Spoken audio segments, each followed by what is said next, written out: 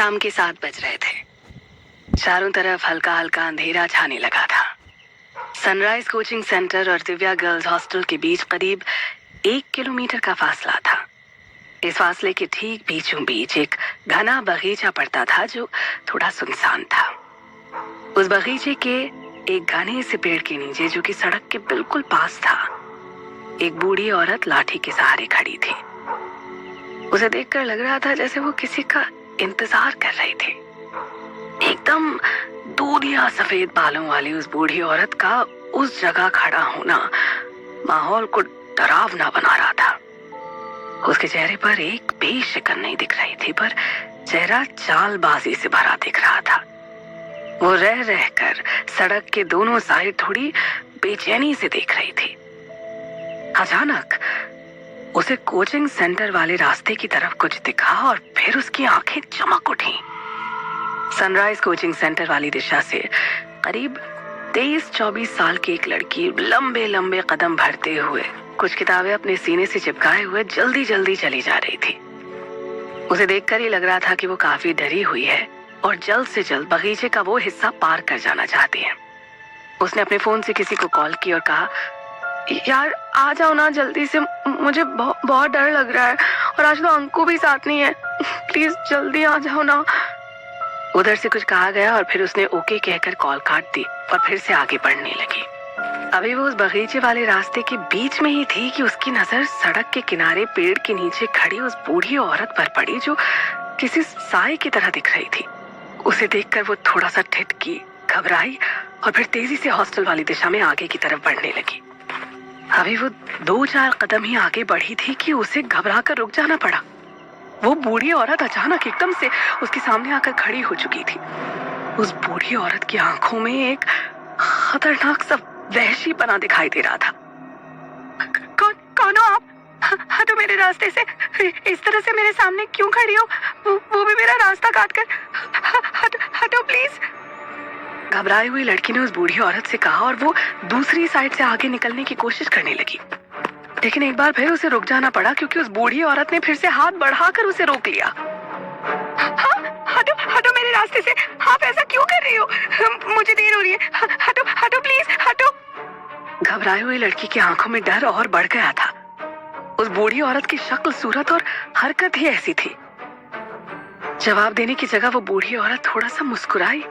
उसकी मुस्कुराहट में एक अजीब सी कुटिलता थी। वो हवा में अपना हाथ अपने चेहरे के चारों तरफ घुमाकर कुछ बुदबुदाने लगी और किसी जादूगरनी की तरह उसने उस लड़की की तरफ अपना वही हाथ झटक दिया। उसके ऐसा करते एक बार तो वो लड़की अचकचा सी गई, लेकिन दूसरे ही पल धीरे धीरे वो अपना होश खोने लगी। इससे पहले कि वो जमीन पर गिरती, उस बुढ़िया ने उसे थाम लिया। थोड़ी देर बाद ही वो बूढ़ी औरत उस लड़की को लेकर उसी पेड़ के नीचे खड़ी थी। लड़की जमीन पर बेहोश सी पड़ी थी, जबकि वो बूढ़ी औरत उसी के पास खड़ी खड़ी कुछ बुदबुदा रही थी। अचानक उस औरत की आंखों और नाक मुंह से धुआं सा निकलने लगा। यही हाल उस लड़की का भी था, उसके भी नाक मुंह से धुआं बाहर निकलने लगा। देखते ही देखते लड़की के मुंह से निकला धुआं बूढ़ी औरत और बूढ़ी औरत के शरीर से निकला हुआ धुआं उस लड़की के जिस्म में समाने लगा। ऐसा होते समय बूढ़ी औरत का शरीर भी निढाल होकर जमीन पर गिर गया। करीब 20 मिनट बाद जब सबसे पहले बूढ़ी औरत की आंखें खुली, आंखें खुलते ही उसने अपने चारों तरफ नजर दौड़ाई। पल भर को तो वो अवाक सी इधर उधर देखती रही, फिर अचानक ही उठकर बैठ गई।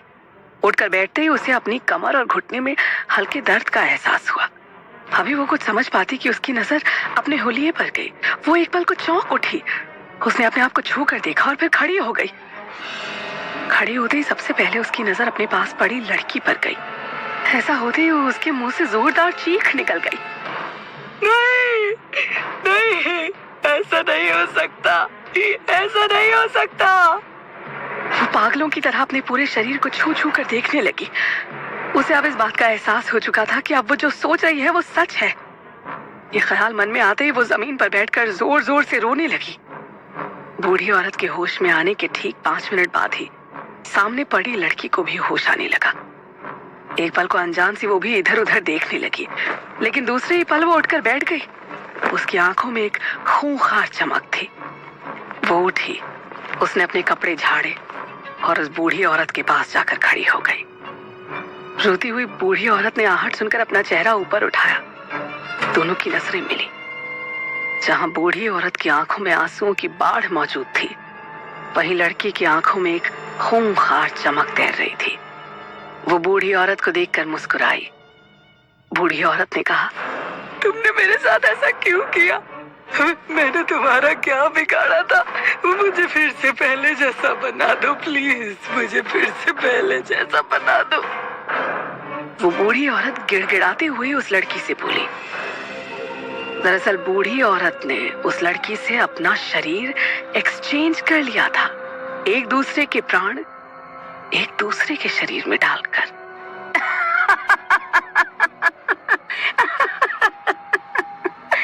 अब मैं फिर से जवान हो गई।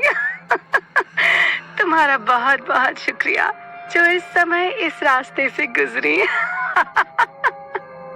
अब मुझे अपने काम को करने में, अपना लक्ष्य हासिल करने में आसानी होगी। तुम चिंता मत करो, बहुत जल्द तुम्हें इस नश्वर शरीर से मुक्ति मिल जाएगी।